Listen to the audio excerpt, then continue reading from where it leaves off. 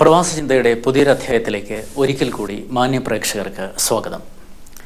നാടിൻ്റെ നന്മ നിറഞ്ഞ അനുഭവങ്ങളോട് വിട പറഞ്ഞ ഈ പ്രവാസ ഭൂമിയിലെത്തി വിജയഗാഥകൾ തീർത്ത പ്രവാസികളെയാണ് പ്രവാസ ചിന്തയിലൂടെ ഞങ്ങൾ പരിചയപ്പെടുത്തുന്നത്.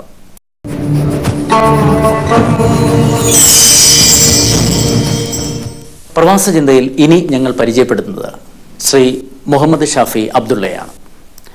IT മേഖലയിലെ യുവ സംരംഭകനാണ് അദ്ദേഹം. ദുബായ് ആസ്ഥാനമായി പ്രവർത്തിക്കുന്ന ടെലിഫോണി എന്ന കമ്പനിയുടെ സാരഥി. അദ്ദേഹമാണ് തൻ്റെ ചിന്തകൾ പ്രവാസ ചിന്തയിലൂടെ പങ്കുവയ്ക്കുന്നത്. അദ്ദേഹത്തിൻ്റെ സംഭാഷണത്തിലേക്ക് നമുക്ക് കടന്നു പോകാം. പ്രവാസ ചിന്തകളിലേക്ക് താങ്കളെ സ്നേഹപൂർവ്വം സ്വാഗതം ചെയ്യുന്നു. മുഹമ്മദ് ഷാഫി അബ്ദുള്ള, ടെലിഫോണിയുടെ മാനേജിംഗ് ഡയറക്ടർ. ഈ ടെലിഫോണി എന്ന വാക്കിൻ്റെ അർത്ഥം എന്താണ്? അറബിയിൽ എൻ്റെ ടെലിഫോൺ എന്നുള്ള അർത്ഥമാണ്. അത് ഇംഗ്ലീഷ് ഭാഷയിൽ പറയുന്നുണ്ടെങ്കിൽ ടെലിഫോണി എന്ന് പറഞ്ഞു കഴിഞ്ഞാൽ ടെലിഫോൺ സംബന്ധമായിട്ടുള്ള എന്നുള്ളൊരു അർത്ഥം വരുന്നുണ്ട്. ഇത്തിസലാത്ത് എന്ന വളരെ പ്രമുഖമായൊരു സ്ഥാപനത്തിൽ ജോലി ചെയ്യുകയും പിന്നീട് അവിടെ നിന്നുമാണ് ഈ ടെലിഫോണി എന്ന ബിസിനസ് രംഗത്തേക്ക് താങ്കൾ ഇറങ്ങുകയും ചെയ്തത്. വാസ്തവത്തിൽ വളരെ സുരക്ഷിതത്വം നിറഞ്ഞ ഒരു ജോലിയല്ലായിരുന്നു ഇത്തിസലാത്തിലെ? സുരക്ഷിതത്തിനൊന്നും കുറവൊന്നുണ്ടായിരുന്നില്ല. കുറച്ച് ടഫ് ഡിസിഷൻ ആയിരുന്നു. കുടുംബപരമായിട്ട് ശരിക്കും ബിസിനസ്സുകാരാണോ? അതെ, ഫാദർ ബിസിനസ് ആണ്. ഫാദർ ഇവിടെ 1954 ദുബായിലുണ്ടായിരുന്നു. ഏകദേശം എൻ്റെ അറിവ് ശരിയാണെങ്കിൽ ലേറ്റ് 50s തന്നെ ബിസിനസ്സിലേക്ക് ഇറങ്ങിയിരിക്കുന്നു. Basically is a textile merchant ആണ്. അതായത് മലയാളികൾ ഈ പ്രവാസ ലോകത്തേക്ക് വരുന്ന ഒരു സമയത്താണ് പിതാവിൻ്റെ ബിസിനസ് ഇവിടെ മെച്ചപ്പെട്ടു വന്നു. വളരെ ചെറുപ്പത്തിലാണോ? 7ാമത്തെ വയസ്സിൽ ഇവിടെ വന്ന ആളാണ് അല്ലേ? അതെ, 7ാം വയസ്സിൽ ഇവിടെ വന്ന് 80s മുതൽ ഞാനിവിടെ ഉണ്ട്. പഠിച്ചത് ഇവിടെ അറബിക് സ്കൂളിൽ. എല്ലാ സബ്ജക്റ്റും അറബിയിലായിരുന്നു പഠിച്ചത്. നമ്മളിപ്പോൾ സാധാരണ നാട്ടിൽ പഠിക്കുന്ന ജിയോളജി, ബയോളജി, കെമിസ്ട്രി ഒക്കെ, ഫിസിക്സ്, അതൊക്കെ നമ്മൾ അറബിയിൽ തന്നെയാണ് പഠിച്ചത്. അതപ്പോൾ മലയാളത്തെക്കാൾ അറബിയാണോ നന്നായിട്ട് കൈകാര്യം ചെയ്യാൻ പറ്റുന്നത്? രണ്ട് തരത്തിൽ കൈകാര്യം ചെയ്യുന്നുണ്ട്.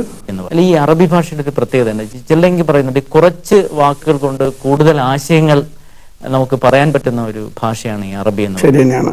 അങ്ങനെയുള്ള ചില വാക്കുകൾ ചെറിയ വാക്കുകളിൽ ഒതുക്കിയിട്ട് വളരെ ഉദ്ദേശപരമായിട്ടുള്ള കാര്യങ്ങൾ ഉൾക്കൊള്ളിക്കാനുള്ള കഴിവുണ്ട്. ഈ ഒരുപാട് അർത്ഥവത്തായ പഴഞ്ചൊല്ലുകൾ ഈ അറബിയിലുണ്ടെന്ന് പറയുന്നു. ഇതൊക്കെ താങ്കൾക്ക് മനഃപ്പാടമാണോ? കുറെയൊക്കെ ഉപയോഗിക്കാറുള്ളതാണ്.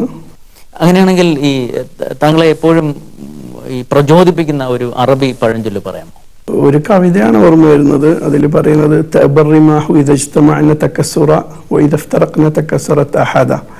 അതിൻ്റെ പൊരുളെന്ന് പറഞ്ഞു കഴിഞ്ഞാൽ ഈ കുന്തം, പണ്ട് കാലത്ത് യുദ്ധത്തിൽ ഉപയോഗിക്കുന്ന ആ കുന്തം ഒന്നിച്ച് വെച്ച് കഴിഞ്ഞ് കെട്ടിവെച്ച് കഴിഞ്ഞാൽ അത് പൊട്ടിക്കാൻ എളുപ്പമല്ല.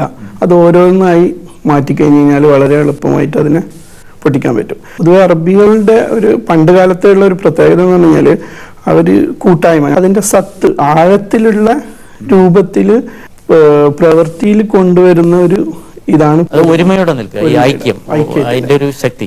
ഈ ശീലങ്ങൾ രൂപപ്പെടുന്നത് വളരെ കുട്ടിക്കാലത്താണ്. ഇപ്പൊ താങ്കളുടെ കുട്ടിക്കാലം മുഴുവൻ UAE-ലായിരുന്നു. ഈ ശീലങ്ങൾ, താങ്കളുടെ ശീലങ്ങളെ ഇവിടുത്തെ അന്തരീക്ഷം എങ്ങനെ മാറ്റിയിട്ടുണ്ട്? പഠിക്കുന്ന കാലത്ത് സ്വാധീനിച്ചതാണ്. എൻ്റെ ഡ്രസ്സൊക്കെ ഞാനൊന്ന് ഉപയോഗിക്കാറുണ്ടായിരുന്നു കന്തൂറയായിരുന്നു. അതെ, ഒരു ട്രഡീഷണൽ അതുണ്ടായിരുന്നു. ഞങ്ങളുടെ ജോലി ചെയ്യുന്ന സ്ഥലത്ത് നിന്ന് മാർക്കറ്റിംഗ് ഡിപ്പാർട്ട്മെന്റിലേക്ക് പോയ ടൈമിന് പിന്നെ അത് മാറ്റിയിട്ട് സൂട്ടും കോട്ടും അങ്ങനെ ഉള്ള ഇത് ചെയ്യാൻ തുടങ്ങി. 7ാമത്തെ വയസ്സിൽ ആണ് ഇവിടെ വിദ്യാഭ്യാസം. അന്ന് പിതാവ് ഈ KMCC-യുടെ വലിയൊരു പ്രവർത്തകനായിരുന്നു. പ്രത്യേകിച്ചും ചന്ദ്രിക റീഡേഴ്സ് ഫോമിന്റെ ഒക്കെ ഒരു സംഘാടകൻ കൂടിയായിരുന്നു. അതേക്കുറിച്ച് പറയാം. KMCC-ന്റെ വൺ ഓഫ് ദ ഫൗണ്ടർ ഉള്ള ഒരാളാണ് ഫാദർ. ഇവിടെ സോഷ്യൽ ആക്ടിവിറ്റീസിലും ഇൻവോൾവ് ആകാറുണ്ട്.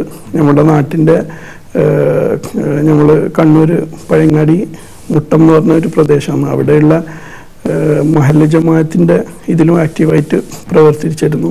വീണ്ടും ബിസിനസ്സിലേക്ക് വരാം. ഈ ടെലിഫോണി എത്ര രാജ്യങ്ങളിൽ പ്രവർത്തിക്കുന്നു? ടെലിഫോണി UAE-ലല്ല, എമിറേറ്റ്സിലുണ്ട്, ദോഹയിലുണ്ട്, സൗദിയിലുണ്ട്, ഒമാന്, പിന്നെ പക്ഷെ കുറെ കൂടെ രാജ്യങ്ങളിൽ ദൈവം കണക്കാക്കിയിട്ടുണ്ടെങ്കിൽ അടുത്ത ചെറിയൊരു പീരീഡിൽ ഉണ്ടാകും.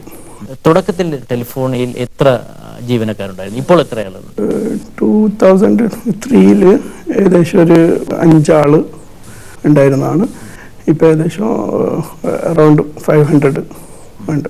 ഇതിന്റെ പ്രവർത്തന മേഖല എന്താണ്? ടെലിഫോണിന്റെ ടെലിഫോൺ സംബന്ധമായിട്ടുള്ളതും computer, network, security, information security, ചുരുക്കി പറഞ്ഞു കഴിഞ്ഞാൽ ICT റിലേറ്റഡ് ആയിട്ടുള്ള ആക്ടിവിറ്റീസ് ആണ് ചെയ്യുന്നത്. ടെലികോമിൽ ഉദാഹരണത്തിന് call centre, key phone system, PBX അല്ലെങ്കിൽ voice solution, data related solution, information security, CCTV camera, audio system, ആധുനിക കാലഘട്ടത്തിൽ ആവശ്യമുള്ള ജനറൽ ആയിട്ടുള്ള എന്ത് ഇൻഫർമേഷൻ ടെക്നോളജി റിലേറ്റഡ് ആയിട്ടുള്ള ആക്ടിവിറ്റീസും ചെയ്യാനുള്ള കപ്പാസിറ്റി ഉണ്ട്.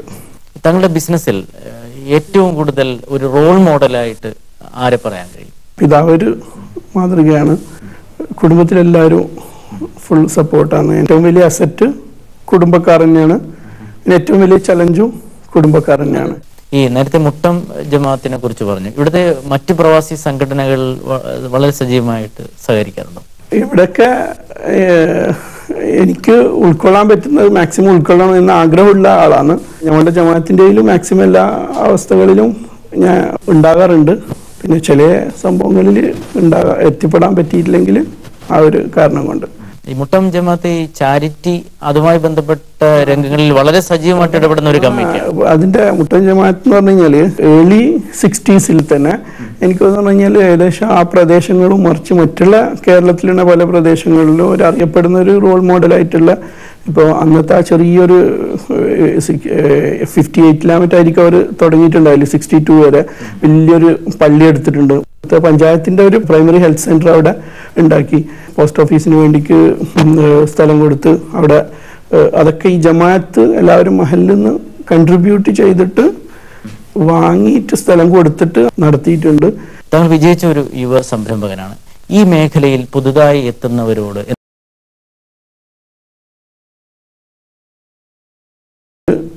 അൺഎക്സ്പെക്റ്റഡ് ആയിട്ടുള്ള ചില കാര്യങ്ങൾ നമ്മൾ പ്രതീക്ഷിക്കണം. ആ അൺഎക്സ്പെക്റ്റഡ് ആയിട്ടുള്ളതോ അല്ലെങ്കിൽ എക്സ്പെക്റ്റഡ് ആയിട്ടുള്ളതോ വന്ന കാര്യങ്ങളിനെ ടാക്കിൾ ചെയ്യാൻ കുറച്ചൊരു ക്ഷമ വേണം. ക്ഷമ വിശ്വാസത്തിൻ്റെ പകുതിയാണ്. അവർ ശ്രമിച്ചു കഴിഞ്ഞ് കഴിഞ്ഞാൽ നല്ല റിസൾട്ട് കിട്ടും. പിന്നെ അവർക്ക് കിട്ടുന്ന റിസൾട്ടിനേക്കാളും ഉള്ള നല്ല റിസൾട്ട് കിട്ടില്ല അടുത്ത തലമുറക്കാണ്, നെക്സ്റ്റ് ജനറേഷനാണ്. ചിലപ്പോൾ അവരുടെ മക്കൾക്ക് അല്ലെങ്കിൽ മക്കളുടെ മക്കൾക്ക്. കുടുംബമൊക്കെ എവിടെയാണോ? കുടുംബം എല്ലാവരും ഇവിടെ തന്നെ. എന്ത് ചെയ്യുന്നു? എനിക്ക് 4 മക്കളുണ്ട്, 4 ബ്രദേഴ്സ് ഉണ്ട്, 4 സിസ്റ്റേഴ്സ് ഉണ്ട്, ഉമ്മയുണ്ട്. ഉപ്പ ഓൾറെഡി 85 മരിച്ചുപോയി. കൂടുതലും വായിക്കുന്ന അറബി പുസ്തകങ്ങളാണ്? അറബിയും വായിക്കാറുണ്ട്, മലയാളം, ഇംഗ്ലീഷ്. വലിയൊരു അസറ്റായിട്ട് കാണുന്നത് എന്ന് പറഞ്ഞു കഴിഞ്ഞാൽ പിന്നെ മൾട്ടി കൾച്ചറൽ ആക്സസ് ഉണ്ട്. വായനയിലായാലും പിന്നെ സംസാരത്തിലായാലും അതൊരു വലിയൊരു അസറ്റായിട്ട് തോന്നുന്നു. യാത്രകൾ ഒരുപാട് യാത്ര ചെയ്യാറുണ്ട്, കുറച്ച് ജോലി സംബന്ധമായിട്ടും പിന്നെ ബിസിനസ് സംബന്ധമായിട്ടുള്ള ചില കമ്മിറ്റ്മെന്റ് ഉള്ളത് കൊണ്ട് അത് ലിമിറ്റ് ചെയ്യുന്നു. ഏറ്റവും സന്ദർശിക്കാൻ ഇഷ്ടപ്പെടുന്ന രാജ്യം? ഓൾമോസ്റ്റ് അധിക രാജ്യങ്ങളും പോകാൻ ആഗ്രഹമുള്ള സ്ഥലങ്ങൾ തന്നെയാണ്. കാരണം നമ്മളൊരു രാജ്യത്ത് പോയി കഴിഞ്ഞാൽ അവിടുത്തെ കൾച്ചർ അറിയും, അവിടുത്തെ മനുഷ്യന്മാർ അറിയും.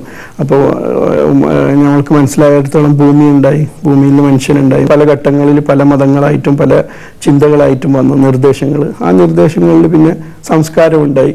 ആ സംസ്കാരത്തിൽ നിന്നാണ് ആൾക്കാർക്ക് പലതരത്തിലുള്ള സഹനശക്തി വന്നിരിക്കുന്നത്.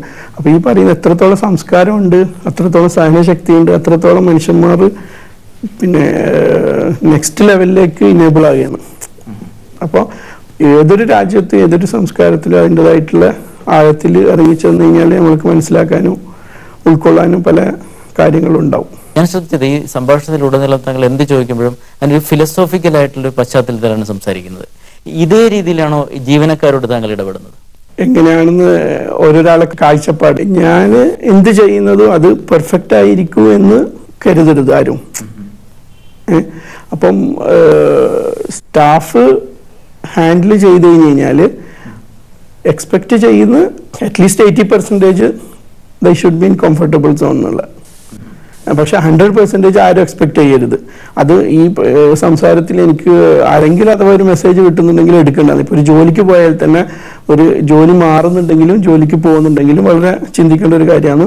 ഒരു സ്ഥലത്ത് 100% പെർഫെക്ഷൻ ഉണ്ടാവില്ല. 21st സെഞ്ച്വറിൻ്റെ പ്രത്യേകത എന്ന് പറഞ്ഞു കഴിഞ്ഞാൽ പ്രോസസ്സ് ഇംപ്ലിമെൻറ്റേഷൻ ഈസിയാണ്, പക്ഷെ ചില ഇമ്പാക്റ്റുകൾ കുറച്ചും കൂടെ കടുപ്പാണ്.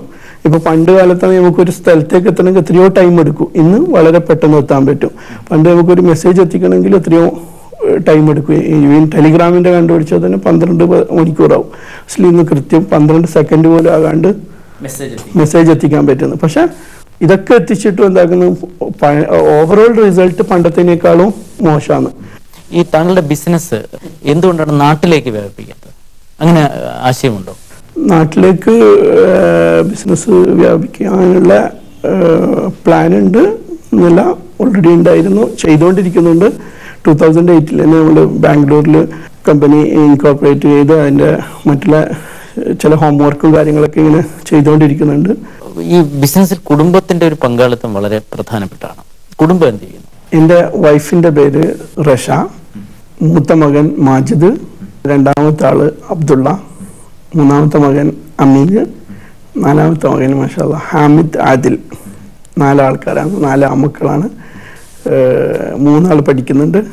ഇപ്പോഴേ എനിക്ക് സപ്പോർട്ട് ചെയ്യാൻ പറ്റുന്ന എന്തൊക്കെയാണ് ചെയ്യാൻ പറ്റുന്നത് അതൊക്കെ ഞാൻ സാന്ദർഭികമായിട്ട് അവരെ കൊണ്ട് അസൈൻമെൻ്റായിട്ട് കൊടുത്ത് ചെയ്യിക്കാറുണ്ട്.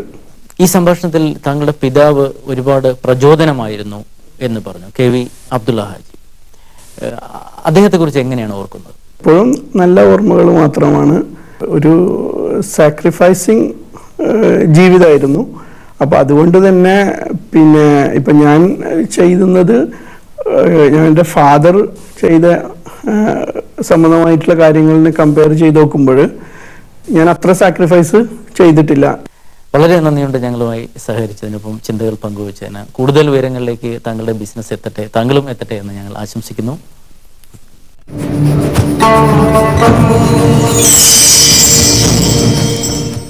പ്രിയപ്പെട്ടവരെ, പ്രവാസ ചിന്തകൾ ഇവിടെ അവസാനിക്കുന്നില്ല. പ്രവാസ ചിന്തകളുടെ മുൻ അധ്യായങ്ങൾ ശ്രദ്ധയോടെ കാണുകയും വിലയിരുത്തുകയും ഒപ്പം സമഗ്രമായ നിർദ്ദേശങ്ങൾ ഞങ്ങൾക്ക് കൈമാറുകയും ചെയ്ത മുഴുവൻ പ്രേക്ഷകർക്കും ഞങ്ങൾ നന്ദി അറിയിക്കുന്നു. ഒപ്പം ഇനിയുമുണ്ട് നാം അറിയേണ്ട, അറിഞ്ഞിരിക്കേണ്ട പ്രവാസികളുടെ വിജയഗാഥകൾ. വരുന്ന എപ്പിസോഡുകളിൽ അത്തരം വിജയികളെ, വിജയമുദ്രകളെ ഞങ്ങൾ പ്രവാസ ചിന്തയിലൂടെ പരിചയപ്പെടുത്തും. കാത്തിരിക്കൂ പ്രവാസ ചിന്തകളുടെ മറ്റൊരു അധ്യായത്തിനായി. Telephony Telecom Technologies, in search of true greatness.